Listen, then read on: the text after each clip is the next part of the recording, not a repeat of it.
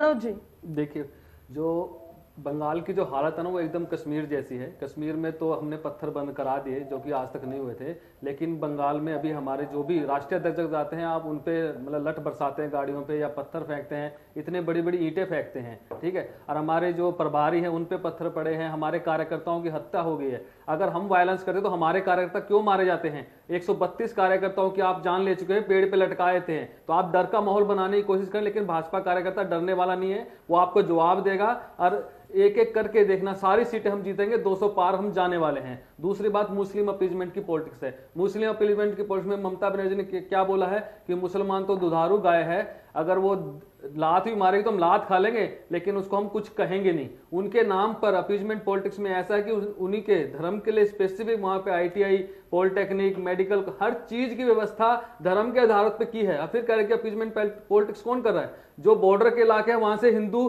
पलायन होकर जा रहा है, लेकिन इनको समझ नहीं आ रहा है। लेकिन ये आंख मूंद के पड़े हैं। मैं तो ये कह रहा हूं कि ये समझ जाए तो बेटर है, वरना इनकी पार्टी तो खत्म होने वाले, क्योंकि अंदर ही इनके लोकतंत्र नहीं बचा है।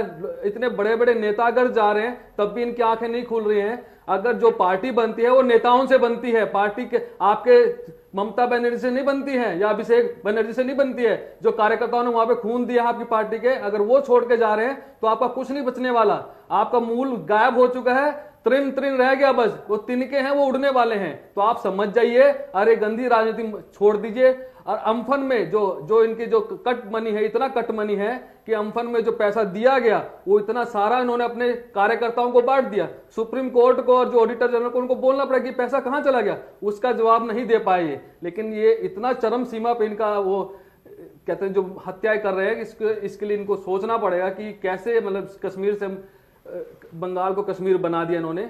अब आप समझ जाइए सरकार जी, जल्दी से मौका दे के आप भी कहीं दाएं बाएं शिफ्ट हो जाइए, कुछ नहीं बचने वाला।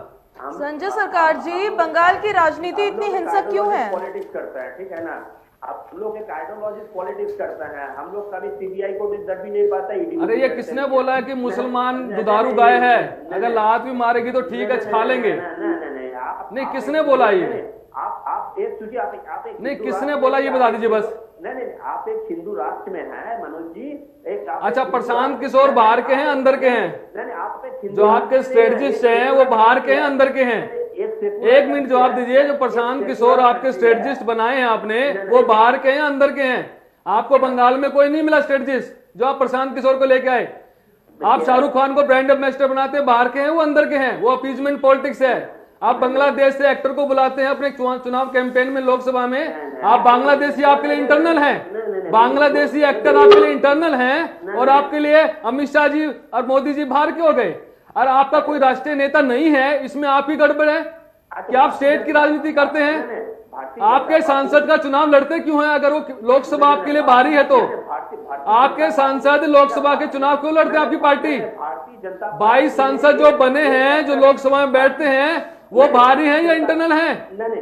उसी लोकसभा से माननीय प्रधानमंत्री जी बने हैं प्रधानमंत्री। भारतीय जनता पार्टी नहीं, आप बताइए ना, जवाब दीजिए।